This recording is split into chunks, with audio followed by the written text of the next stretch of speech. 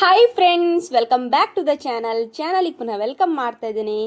ನನ್ನ ಸಮಸ್ತ ವೀಕ್ಷಕರಿಗೂ ನಾಗರ ಪಂಚಮಿ ಹಬ್ಬದ ಆರ್ಥಿಕ ಶುಭಾಶಯಗಳು.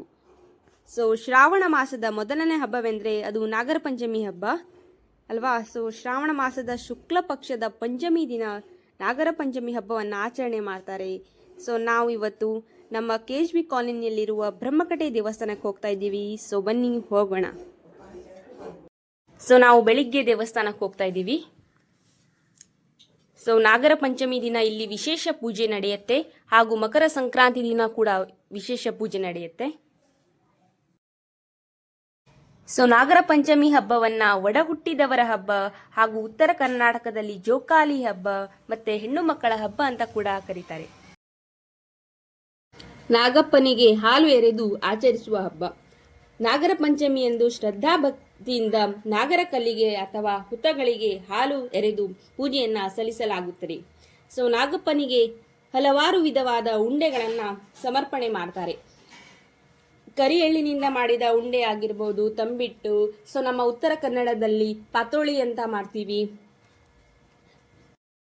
ನಾಗರ ಪಂಚಮಿ ದಿನ ಹಲವಾರು ರೀತಿಯ ನೈವೇದ್ಯನ ಮಾಡ್ತಾರೆ.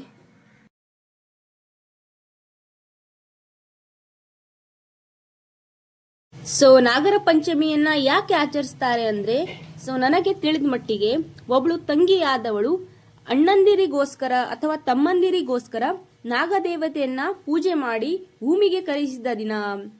ಇವತ್ತು ನಾಗರ ಪಂಚಮಿ ದಿನ ಅಂತ ಹೇಳ್ತಾರೆ.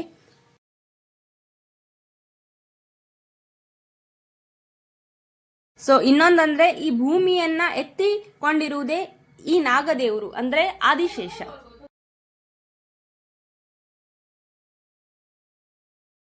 ಹಾಗಾಗಿ ಈ ಒಂದು ದಿನವನ್ನ ನಾಗದೇವರಿಗೋಸ್ಕರ ಎಲ್ಲರೂ ಸೇರಿ ಪೂಜೆ ಮಾಡ್ತಾರೆ.